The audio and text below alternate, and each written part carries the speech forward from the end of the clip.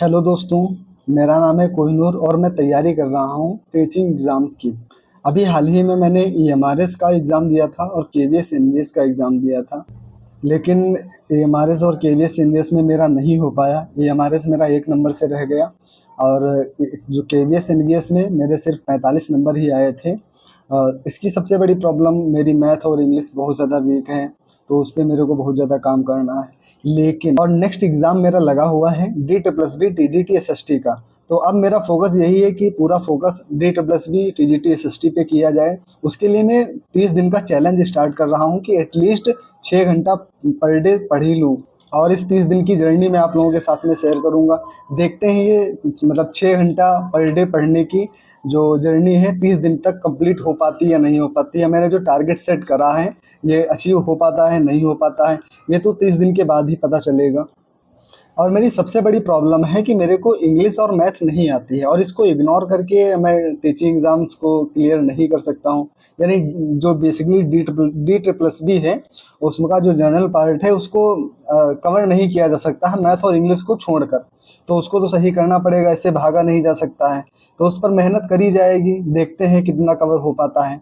और मेरा टारगेट है 30 दिन में हिस्ट्री, ज्योग्राफी, पॉलिटी, इकोनॉमी जो मेरी सब्जेक्ट है एसएसटी, उसके सब्जेक्ट मतलब उसके जो सब्जेक्ट्स हैं वो सोशल साइंस के, और उसके साथ में जो जर्नल पार्ट है उसमें मतलब मैथ को छोड़कर, मैथ को मैं अभी नहीं स्टार्ट कर रहा हूँ। उसको पहले मैं ये जो रीजनिंग, इंग्लिश और हिंदी और जनरल अवेयरनेस वाला जो पार्ट है उसमें जो स्टैटिक जीके वाला पार्ट पड़ता है, वो इन 4 सब्जेक्ट्स को मैं पहले कवर करूँगा। उसके बाद में मैथ को मैं शुरू करूँगा। तो अभी मेरा टारगेट ये रहेगा कि मतलब सोशल साइंस के जो 4 सब्जेक्ट हैं, इतिहास, भूगोल, अर्थशास्त्र, नागरिक शास्त्र, इसमें से कोई 2 सब्जेक्ट्स को मतलब ऐसे कर सकते हैं कि 3 दिन 2 सब्जेक्ट्स को पढ़ा और 3 दिन दूसरी सब्जेक्ट्स को पढ़ा, तो ऐसे कर सकता हूँ मैं। और जो जनरल पार्ट है हिंदी, रीजनिंग और इंग्लिश और जनरल अवेयरनेस का, उसको पर डे ही पढ़ना पड़ेगा क्योंकि वो मोस्ट इम्पॉर्टेंट है। जनरल अवेयरनेस को इग्नोर करके सब्जेक्ट के भरोसे DSSB को नहीं निकाला जा सकता है, ये तो मानना पड़ेगा।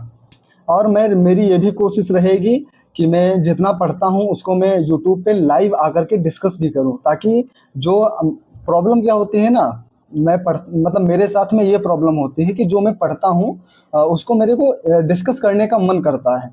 तो दूसरा कोई मतलब दोस्त कोई साथ में है नहीं जिसके साथ में ग्रुप स्टडी कर सकता हूँ या ग्रुप डिस्कशन कर सकता हूँ। मेरे पास में एक ही ऑप्शन है कि यूट्यूब पे आकर के लाइव डिस्कशन करते हैं। अगर कोई देखता है तो ठीक है, नहीं देखता है तो भी कोई बात नहीं है, क्योंकि मेरा मानना है कि मेरे को डिस्कस करना है। तो अगर कोई देख रहा है, उसको अच्छा लग रहा है तो अच्छी बात है, और नहीं अच्छा लग रहा है तो वो जा सकता है।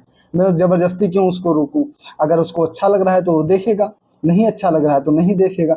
अगर आप लोग भी एस्पिरेंट्स हैं और बेसिकली अगर आप टीचिंग एग्ज़ाम्स की तैयारी करते हैं तो आप ऐसे ज़रूर करिए। आप पहले पढ़िए और फिर उसको दूसरों के साथ में डिस्कस करिए। इससे क्या होता है, आपका जो कॉन्सेप्चुअल नॉलेज है या आपके जो कॉन्सेप्ट्स हैं वो बहुत ज़्यादा अच्छे से क्लियर होंगे, जो आपको मतलब एग्ज़ाम में मतलब क्वेश्चन जो होते हैं उनको सॉल्व करने में बहुत ज़्यादा हेल्प करेंगे। और सच कहूँ भाई तो जो प्रिपरेशन है ना, बेसिकली मतलब कॉम्पिटिटिव एग्ज़ाम्स की जो जर्नी होती है बहुत ज़्यादा टफ होती है। हमें देखने में तो लगता है कि तैयारी ही तो करना है, कर लेंगे।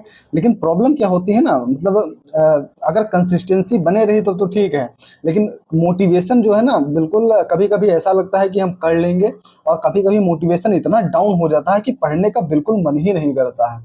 तो ऐसे में अब देखते हैं, मेरे साथ में तो बहुत होता है कि कभी-कभी ऐसा लगता है कि आज 8-10 घंटे पढ़ लूँगा, और कभी-कभी तो 2 घंटे भी पढ़ने का मन नहीं करता है।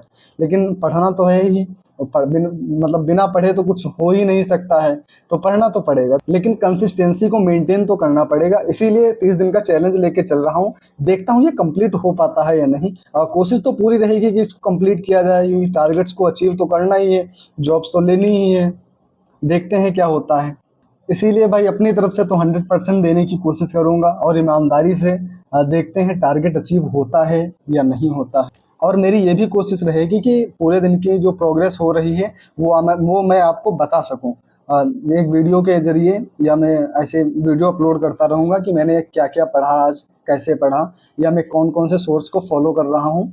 तो अगर आप देखना चाहें तो वो भी देख सकते हैं।